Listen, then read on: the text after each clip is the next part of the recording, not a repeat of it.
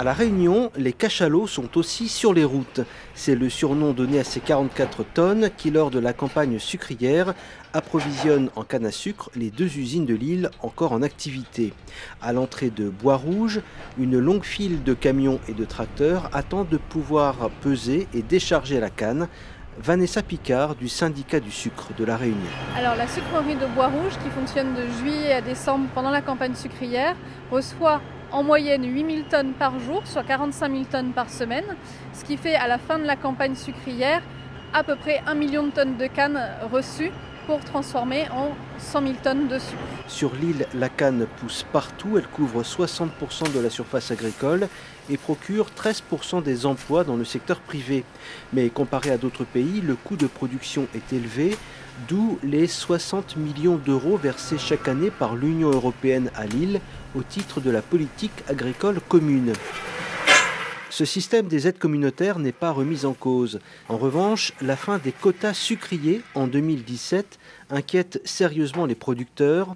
Jean-Claude Ross, 65 ans, cannier depuis 1974, se fait du souci pour son fils qui va reprendre l'exploitation. Bien sûr. Après, on verra l'avenir de la canne à La Réunion, comment ça sera. Ouais. Qu'est-ce qui vous inquiète le plus, vous? Qu'on arrête les cannes ici à La Réunion. Qu'est-ce qu'on va planter ici à La Réunion, en dehors de la canne? C'est inquiétant. Ouais. L'État français a déjà anticipé cette fin des volumes d'achat et des prix garantis. François Hollande a promis de porter l'aide annuelle de l'État de 90 à 128 millions d'euros, à condition que Bruxelles soit d'accord, mais pour l'instant, rien n'est décidé.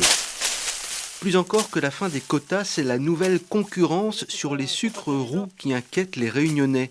La Réunion, qui est actuellement premier producteur européen de ces sucres non raffinés, dits spéciaux, sauf que Bruxelles commence à nouer des accords commerciaux avec d'autres pays producteurs de canne à sucre, ce dont s'inquiète Sylvie Lemaire, déléguée générale du syndicat du sucre. L'Europe peut nouer de nouveaux accords. Nous demandons simplement qu'elle soit extrêmement vigilante et que dans le cadre de ces accords, elle ne mette pas en jeu les productions de nos territoires qui sont destinées au marché européen et qui ne pourront pas rivaliser avec l'arrivée de productions en provenance de pays tiers produisant dans des conditions sociales et environnementales qui sont sans commune mesure avec les nôtres.